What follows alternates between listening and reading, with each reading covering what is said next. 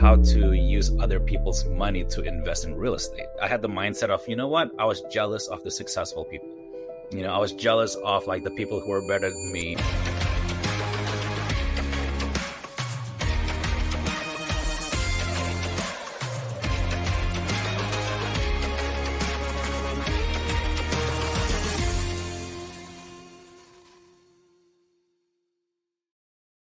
Okay, hello and good day to everyone. That is for tuning in here at the Sphere Rocket Podcast Network. Once again, I'm going to be the host for today's episode. My name is Dwayne, and right now we have yet another exciting episode featuring one of the best real estate agents in America. So right now, I guess we got quite a rock star of a guest today, and by the name of John LaHaye. This guy's a best-selling author and an award-winning realtor who crushes it in the DC metro area, selling over 300 homes a year. Yes, you've heard that right. And John is also not just a real estate guru. He's also a national speaker who's been featured and interviewed in CBS, ABC, Fox, and NBC. He's got more awards than you can count, including eXp Realty's Icon Agent Award and, of course, RE Max's Diamond Club. So right now, he's channeling his superpowers into coaching agents at the Fine Living Group, helping them level up their game. So get ready for some killer insights and maybe a few laughs along the way. So please welcome John. How are you doing today? And welcome to the podcast. Thank you. Thanks for having me here today. I'm doing well, thanks. Okay, and I have to ask, how much for that haircut, John? Really it's priceless. Exactly. My hairdresser went on vacation for a month, and I was struggling there. So I had to hold all interviews and all. I had a photo shoot for this magazine I was going to be featured on. I was like, you have to wait for my hairdresser to come back in town.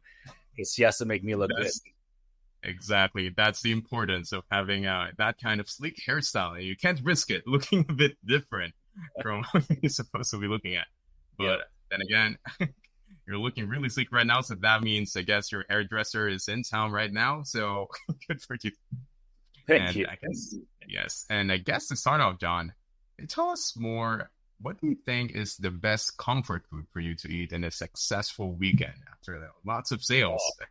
Comfort food. Okay, so that's two different things, because comfort food after a successful weekend and comfort food are two different things for me. So like after a successful weekend where I'm like, you know what? I earned this meal. Like I'm just going to relax and chill. I'm going to have bourbon and steak. Like I'm going to be sitting there at the bar drinking bourbon, and I'm going to order a nice cut of steak. That's my comfort food after a successful weekend where I earned my meal there. Definitely well deserved. And, one of the few things that keeps us, working extra harder like the next week. Food. I don't know. I'm in love with food. It's like one of the biggest benefits of living. But absolutely. Absolutely. Yes. It's I travel for food, and I love food, and I'm known in the area as like, you know what? I know where all the restaurants are in our market. So like when clients are coming in town, I can always give them advice also to like where to eat, where to go for fun and stuff like that, because it's not just about the home. It's also about like the life, that you're going to enjoy around when you're moving here. Okay. So sell and buy your home and find out the best restaurants in area. Once you got John as one of your guys. Yes. It's not just like where the grocery store is. It's also like, where's the coffee shops? Where's the restaurants? Where are you going to have a nice meal? Where's the date night restaurants? Stuff like that it matters. Like when you're moving in from out of state, out of town, like you want to know where all those things are, to get acclimated to your new surroundings. It's actually, it might sound funny for some, but, that actually makes a lot of sense, especially for someone who's wanted to live in somewhere else. Maybe they're gonna want the same kind of food, the comfort food that they eat back at home, the new place that they're living at. So it's actually one of the things they should look at. But that being said, how long have you been in the real estate industry? This is my 20th year. So I started back in 2004. I started in 2004 after I read my first real estate book. It was by Robert Allen, and it's how to use other people's money to invest in real estate.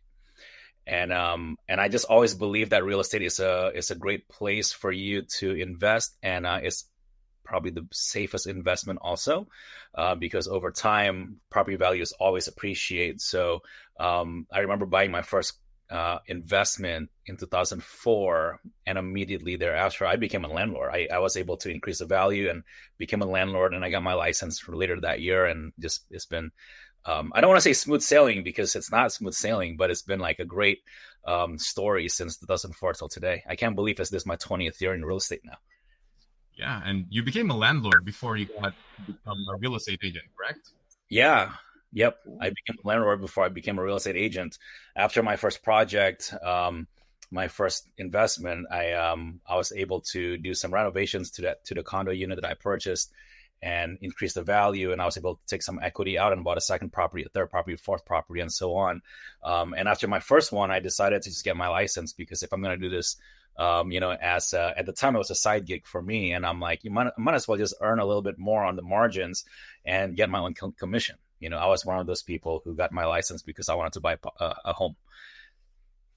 I guess when money is rolling in, you're going to be thinking to yourself, like, why am I not doing this full time? Why am I still doing something else? And I guess that's kind of like the hook that got you into real estate. And fast forward 20 years, you're still doing it. And, one of the best people to do it as well.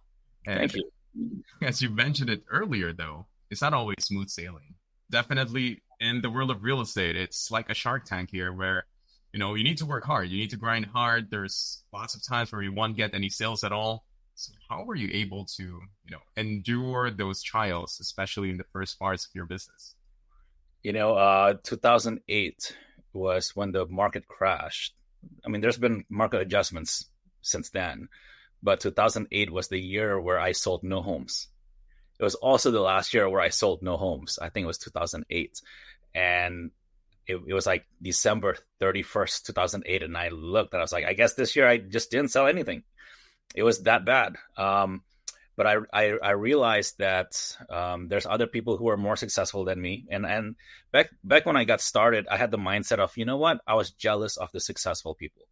I was jealous of like the people who were better than me. And instead of like hanging out with them and learning from people who are successful, I decided to isolate myself from them, because I'm like, well, they're probably like stuck up and, all these like limited beliefs of who they were. And so I never made any attempt to connect and learn from people who are more successful, or even hang out with people who are more successful than me, until like later on in my career. And if you look at the trajectory of my business, there was one year when I made my first jump from a handful of homes a year to selling, double digits. And after that year, continually we keep on growing.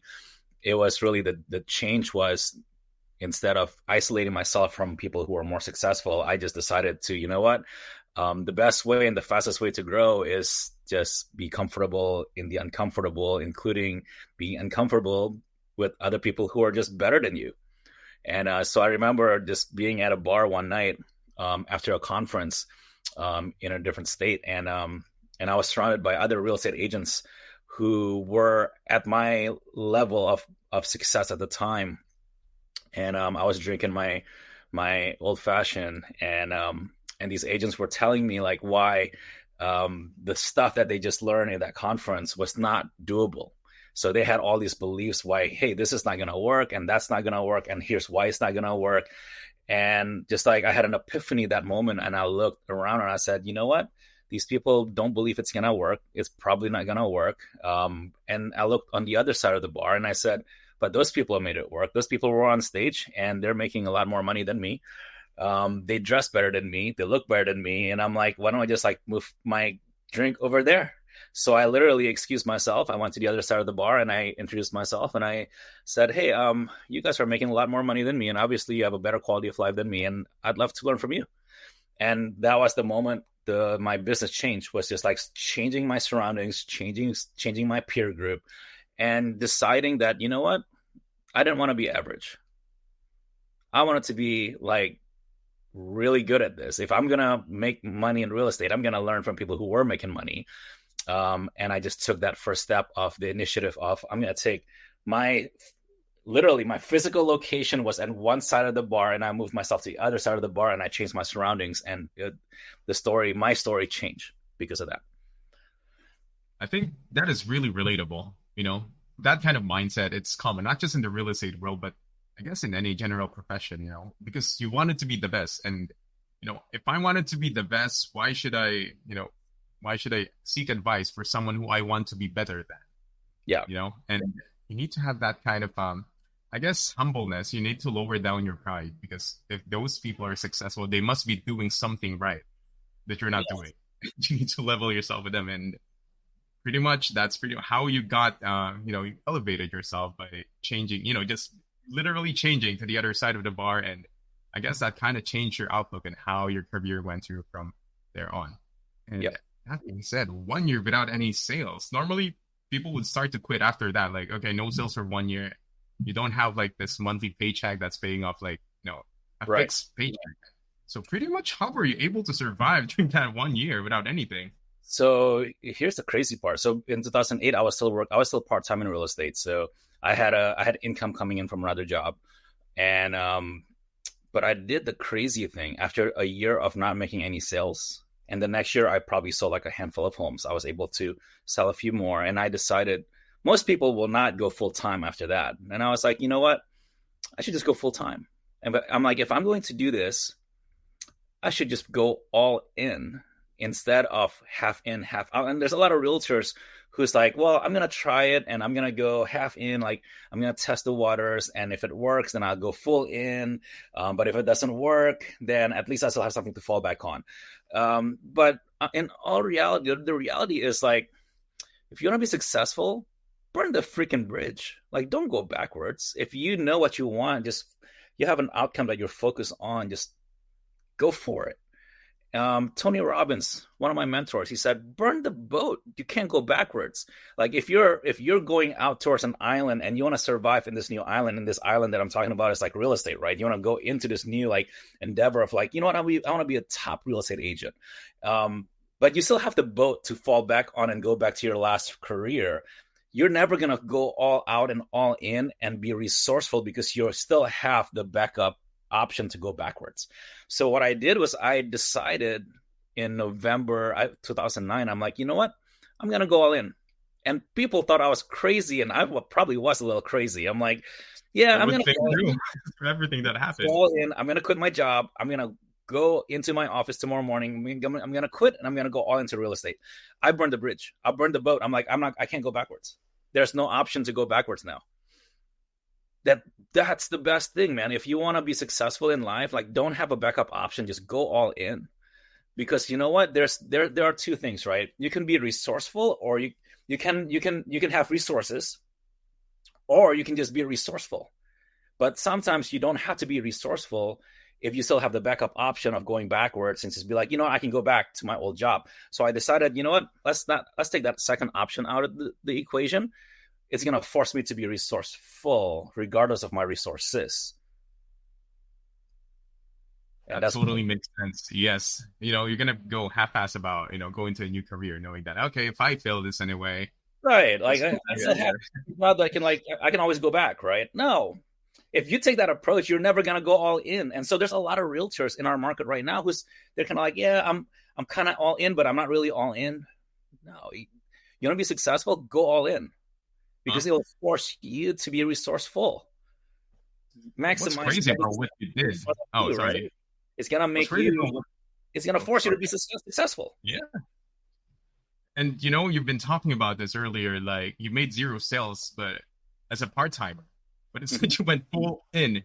The next time, like, okay, you know what? I didn't make any sales this year. How about I go all in? Maybe I'll make more sales today. I think that was kind of like the mindset that you got, and.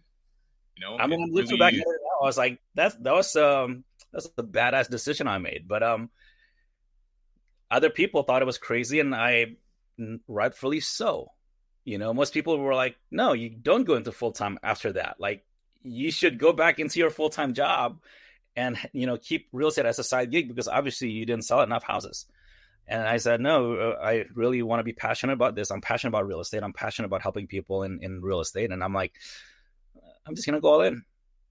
Exactly. And it definitely bore some fruits because you're not just solo agent right now. Definitely you've been mentoring a lot of people that's able to, hopefully get to to be successful as well with the methods that you're teaching. So tell us, how were you able to scale up your business? I think you started off as a solo agent if you're a part-timer. So when did you start scaling up in terms of like manpower in your team? That's a good question. So I started really learning how to build the real estate like business. I want to say like around 2011, and I learned like how to generate leads, how to do marketing properly, how to build to start having me show up on Google organically. Around 2011 and 2012, I think I had my first quote unquote partner in real estate, a lender that until now I'm still working with. And in 2013, about midway through the year, we were expecting our first baby at the time. And so I had a deadline. I put a deadline for myself, and I said, I want to be home when my baby's born. I want to be there with my, with her. So I decided at that time, I'm like, you know what, it just means I need to have a buyer agent that's fully trained by then. And so I was able to connect with somebody that I knew at the brokerage, and until he's still on the team now. So we partner up, and we hired our first agent back in May 2013. And then around July, August 2013, we partnered with a second agent. Both of those agents are still on the team now. August 2013. So this is like 11 years ago. We hired our first inside sales agent, who's a virtual assistant. And then November, December 2013, we hired our third and fourth realtor on the team. We partnered with our third and fourth realtor. So by the end of 2013, I came into the year as a solo agent with a lender, and I finished the year as a five agent team, and counting myself plus inside sales agent. And that year was like, you see that trajectory. We more than doubled our business that first year, and we continually grow. So like scaling up the business, it's multi different levels. You can scale up your business by just bringing in a bigger workforce, like partner with more agents, and then they bring the business to the table. And that's one way that we grew, is we always have business coming in from our agents, and we support that. On the other side, we also grow by generating business. We're big on marketing. We're big on lead generation. I hate the idea. People say, John, you're just people. I don't want to use the word accuse me, because it's not really accusing, but they have this false belief that I'm just buying leads. But we don't buy leads. So we spend zero marketing dollars buying leads. We spend money on marketing. So we have a marketing message, and we're good at marketing on various media channels, from social media, and we're doing Google pay-per-click. We're big on YouTube. We do stuff on the radio. We're on TV. So we market in different places, and using our marketing message, we're getting people to identify themselves as like, hey, I want to buy a home, or I want to sell a home, and we approach them that way. I hate the idea of just buying. I mean, I don't want to say hate the idea, but I find it very, very disrespectful when people say, oh, you're just buying leads. We don't buy a single lead. We market. Everybody who comes to us, they know who we are. They're not strangers. They're not coming in as like, oh, we didn't know you were calling a realtor. They know exactly who we are. And then one thing that I'm very proud of also is we have over 2,000 5-star reviews between Google and Zillow and Facebook and Yelp. All across the board, we have probably over 2,000 plus right now, 1,400 plus 5-star reviews on just on Google, and over 500 reviews, 5-star reviews on Zillow. Yeah, I mean, that takes more than just buying leads. And I know your hatred for those people thinking that, oh, you just buy your leads, kind of disregards your effort, your marketing efforts. Because I guess in real estate, it's not the best agent that wins. I always hear this. It's the best marketer. The best marketer. Exactly. Yeah. And you're pushing, you pretty much mentioned a lot of the avenues that you've been looking into, but I guess most of it comes from social media and pretty much the internet. And we do internet and also radio and TV as well. So we do a lot on YouTube and TV as well.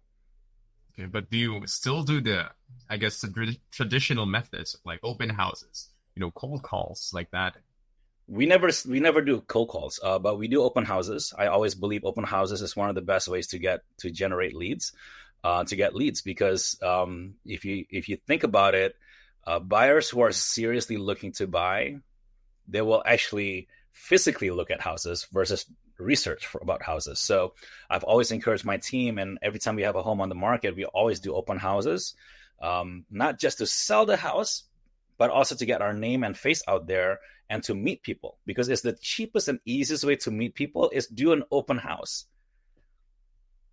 I guess that makes total sense at all. I mean, you might not sell a house to everyone that's like looked in, but if you've shown them the quality that you can provide, then they might contact you again for like, the next ones. Absolutely. And every time I personally do an open house, I always pick up a client every single time.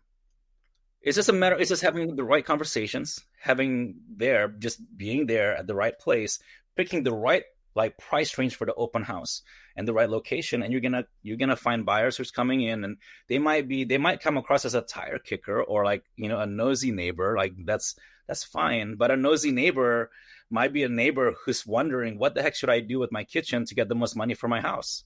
Right? A nosy neighbor might be wondering, oh, I wonder what their bathroom looks like. And I'm wondering, if I do my bathroom like that, is my home going to be worth the same as this home? People are wondering, and there's always a reason why they're wondering, right? They don't just randomly decide, oh, I'm just going to look at a neighbor's house. Every wondering, nosy neighbor, they're wondering for a reason. It might be a 1% chance that they're going to sell in the future, but I'd rather be that agent who shows up during that early informative stage where they're trying to find information. I might as well be the person who advised them. So I'm okay doing open houses. I tell my agents, do open houses. Like, if you do it right, you'll pick up a client and you'll be able to like change their life. So open houses are great ways to do that. Definitely. And you mentioned earlier, do you have virtual assistants as real estate agents under your team, or they're doing something else? They are doing something else. So we have inside sales agents on our team who are virtual. Our marketing manager is virtual. Our social media manager is virtual. Our listing coordinator is virtual. Our closing coordinator and closing coordinator admin or like assistant they're both virtual. I've always taken the approach of if we're a systems-oriented team, meaning that we have system and ways and processes that is clear as a process to do things, then it doesn't matter where you're located. You can be anywhere in the world. If the process is clear, the outcome should be predictable. Now, it's when the process is not clear or when the process is not being followed, that's when things become messy. But I've always taken the approach, you know what? Find somebody who can follow instructions, and someone who's good with people, and should be fine. And I know the word should be fine, and it's an assumption that it will be fine. But more often than not the person that we've taken on as a virtual assistant, they've helped us grow in very, very few times. And this is my 10th or 11th year with virtual assistants. Very few times where I had to let a virtual assistant go. Most of the time they work out. My virtual assistant right now, who's an inside sales agent for me, has been with me now for 11 years. My closing coordinator has been with me for, I don't remember how many years, but over 5 years. My social media manager, she's been with me probably for 8 years. It's been a long time. So, yeah, it's good. I guess that kind of raised the misconception of people thinking that, oh yeah, virtual assistants is just a temporary job that will last maybe 3 to 6 months, but you got one for like more than a decade of virtual assistant. I didn't even know that virtual assistants are prominent like 10 years ago. Yeah. And that being said, so right now, 10 years, using more than 10 years of using virtual assistants. If I may ask, as with Sphere Rocket, what kind of changes in terms of like getting a virtual assistant with us compared to, having a virtual assistant before? I think there's like different models, right? There's different models in where you can take the virtual assistant route. One of the routes is you can hire directly, and which is, if you have a lot of free time, that's also an opportunity where you can go directly to like the job boards and search for and put a resume or put your classified ad out there, and people will apply.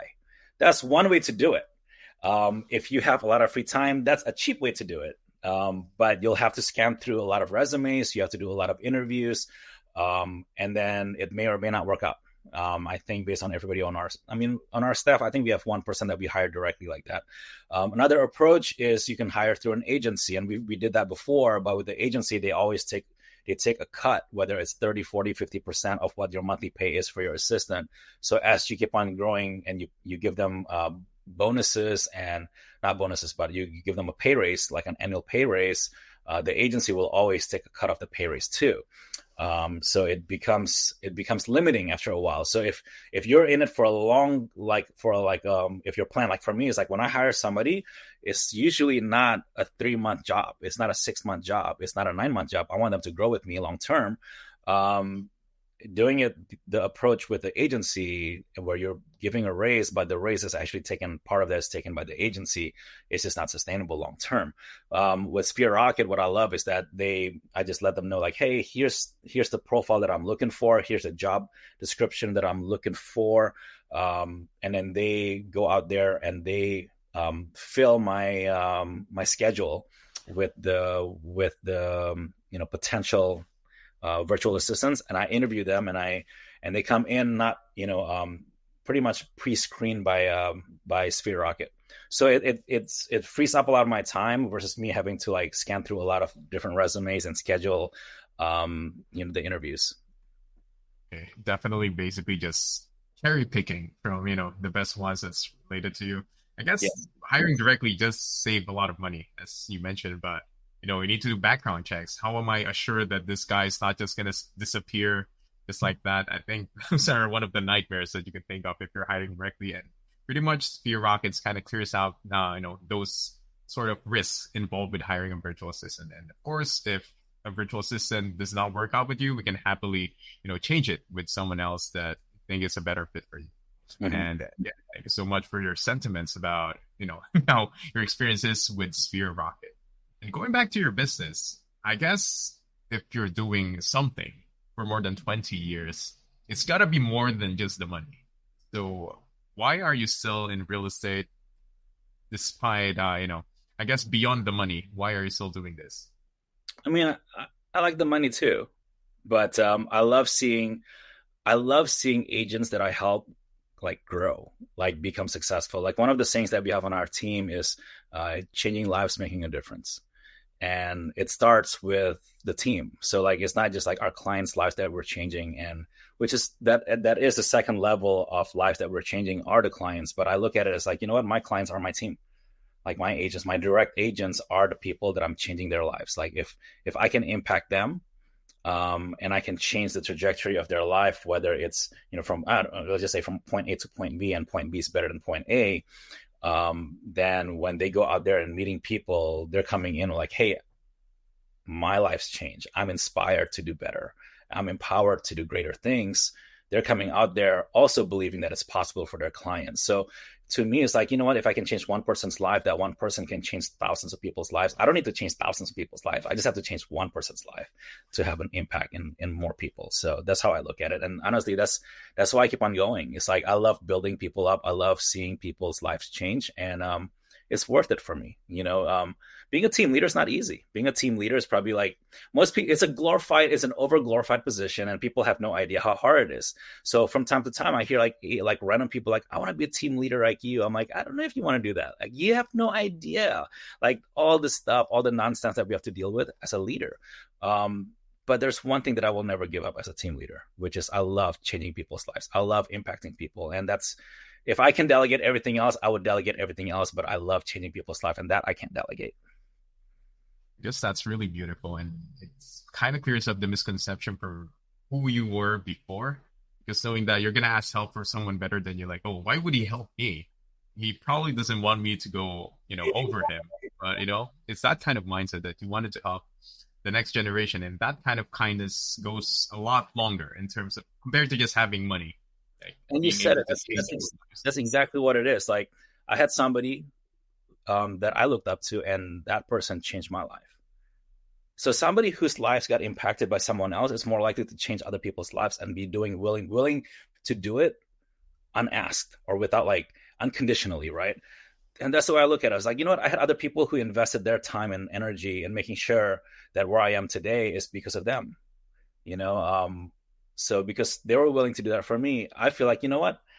I can do that for other people.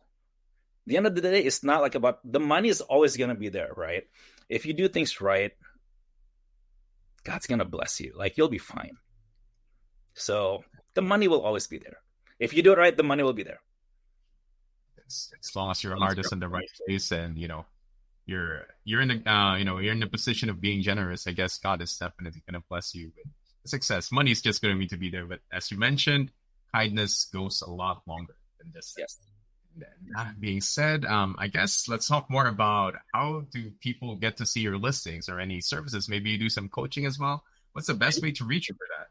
So if you're a real estate agent and you want to talk to me and be like, hey, John, I want to pick your brain, I'd love to talk to you. JohnLahey.com, JONLAHEY.com is my first and last name, JohnLahey.com. And you can go to the website there, and there's a Calendly account if you want to schedule a time to just pick my brain or chat with me or whatever. If you want to look at my website, so the real estate consumer-facing website is thefinelivinggroup.com. My team name is Fine Living Group, so it's thefinelivinggroup.com. And that's one way to get into, like, if you want to look at my marketing or at least my stuff there. If you want to leave me a 5-star review, please leave me a 5-star review on Google. It's reviewfineliving.com. So reviewfineliving.com will take you directly to our Google landing page where you can leave a 5-star review for our team. So if you had a great experience with our team before, please, I would be so honored if you leave us a 5-star review. And if you had a bad experience with our team, I'd love for you to schedule a consultation with me so I can hear about it, so I can fix it. Don't leave me a 1-star review. Give me a 5-star review or a schedule consultation. Talk first, yeah. That's what yeah. And just wanted to clear things up. Are you selling properties or listings in the DC area, Metro DC area, or are you also covering somewhere else? Yeah, so I'm licensed in DC, Maryland, Virginia. My team, my local team here is in the DC, Maryland, Virginia market. We also have a team in Florida. So we have Fine Living South Florida. We cover from Jupiter all the way down to Miami. And then we have a team out in San Diego, Fine Living San Diego. But then with that said, we have connections with anybody in the whole country. If you're looking for a real estate agent or a contractor or anything like that, we have connections with other agents all around the country. In total, my network is about 100 agents nationwide that I'm mentoring and I'm working with right now. Wow, those connections really go a long way. So you're basically everywhere in the United States. And of course, John, I would like to thank you for joining us in this podcast episode. But before we end this, maybe you would like to promote anyone, anything, any businesses you're connected with, or maybe just a shout out to your to the people you work with. I want to give a shout out to my team, to my real estate agents. If they're watching this or listening to this, whether it's right after this is published or years down the road, and they come across this podcast, one thing that I keep on preaching to them, the market turned about 2 years ago, maybe. Yeah, it's about 2 years ago. The market slowed down, and our message changed on the team. And I said, you know what? There's one rule: show up. You want to be successful? Show up. And I want to shout the team out because they showed up. They kept on showing up when other agents quit, when other agents decided, you know what, this is too hard, or the grass is greener on the other side, which it never is. Really, where the grass is greener is where you show up. Where you show up, the grass is greener. So I challenged my team and I said, you know what, guys, if you can just show up every day, the best version of you, you already beat your competition, because I bet you your competition's not showing up today. So I want to give a shout out to my team because they showed up, every one of them, every single day, even the days where they don't feel like getting up, they don't feel like showing up, they show up. So I want to shout my whole team, the Fine Living Group here in DMV and San Diego, also in Florida. They all showed up every single day, even with the days where, honestly, if they chose not to show up, it probably was a good reason, but they still showed up. So I want to give them a shout out. Also want to give a shout out to you guys, like Sphere Rocket. Whenever I need staffing needs, I know we just submitted a request for more interviews. We want to expand our inside sales team. It's very easy for us to just submit a request with you guys, and then we have interviews coming up for future inside sales agents on the team. So you guys make it easier for us to scale up, and that's what our business is, right? Our business is a way for you. If you cannot scale it up, then you have a job. If you cannot leave your business alone and you're stuck with it, then you have a job. So the way I look at it, and it's based on the E-Myth book that I learned from my first mentor, Craig Proctor. And I want to shout him out for helping me grow all these years. But that book says, like, if your business depends on you, you have a job. You're pretty much just running a job. So I remember I took that to heart. And if you want to expand your business, you want to keep it, have it scalable and affordable. Like Sphere Rocket's going to help you staff your backend, your people. Thank you so much. And that's beautifully said. I definitely learned a lot about this, especially, that just shows how much of a great leader you are, being able to, get those kind of people and last for more than a decade in terms of virtual assistants. I guess, definitely works out. And, the amount of trust you have in each other definitely shows the successful business that you built. And I guess that is the end for our episode here today at the Sphere Rocket Podcast Network. Thank you so much for everyone who's going to watch this or is currently tuning in and watching this. And we'll hope to see you again in the next episode. Goodbye, everyone. Feeling the difference with Sphere Rocket VA? Tasks are flying off your list, and there's more me time in your day. And guess what? It's all super affordable. Yes, you heard right. Our virtual assistants aren't just amazing at what they do, they're easy on your wallet too. No more stress over emails or schedules. With Sphere Rocket VA, you get your time back and keep your budget happy. Ready for simpler, affordable workdays? Head on over to www.sphererocketva.com. Join us at Sphere Rocket VA, where every day is easy and easy on your budget.